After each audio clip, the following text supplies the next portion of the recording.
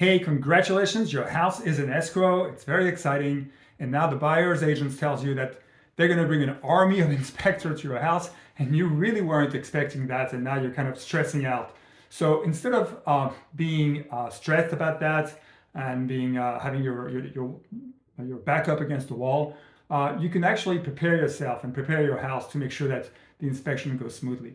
The first thing you can do is you can hire your own inspector before putting the property on the market and pre-inspect your home. The inspector will give you a list of things that you can either repair yourself or maybe have a handyman repair them, or maybe you can disclose the issues if they're bigger to the buyer and say, hey, I'm not going to repair this, the house is as is, or I'm going to give you a credit for it, but at least we're not going to renegotiate that during escrow.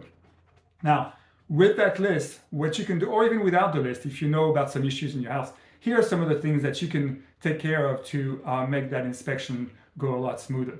First of all, make sure that all your rooms are accessible. If there's any clutter in there, some old furniture, some stuff from the kids who have already moved out of the house, it's time to maybe get rid of them, maybe donate, sell, put in the trash. And if you can't get rid of them because you're too emotionally attached to them, then rent a storage space, put them in there at least during the sale of the house, and also it'll make the house look cleaner and more spacious. Make sure that also if you are in a house with a crawl space, that the inspector will be able to go in the crawl space and inspect the foundation. So if there's some old debris under the house, make sure that you clear them out or have someone clear them out. Maybe the gardener can do that.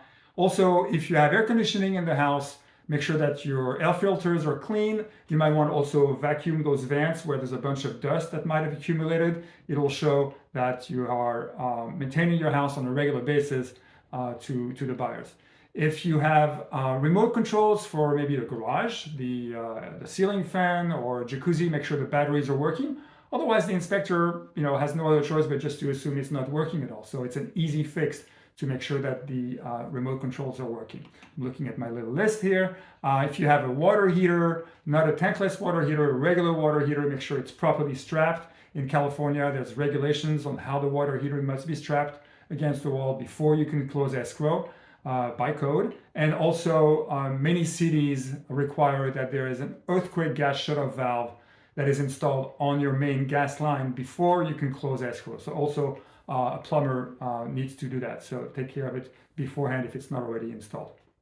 Of course, you need to make sure that your smoke detectors are working. Remember, you need to have one in each bedroom and each hallways leading to bedrooms. And you also need to have a carbon dioxide detector on each floor, or at least that's what's required here in Los Angeles. And then last but not least, it's probably better if you don't attend the buyer's home inspections. Buyers don't like it when the homeowner's there and it's kind of looking over the shoulder of the inspector, makes them feel a little uncomfortable. Also, you might promise that you're going to do some repairs to the buyer and then you forget or you cut short, and at the end of the escrow, they're expecting the repairs to have been done and it's done, and now you have some trouble at the end of the transaction. And even more importantly, the buyer may even not ask you to do the repair. So it's probably better if you wait for the buyer's agent to send you their list of repairs that they want you to do. And then you can either do it or you can negotiate a credit or maybe tell them that you don't want to make the repairs. It's a choice.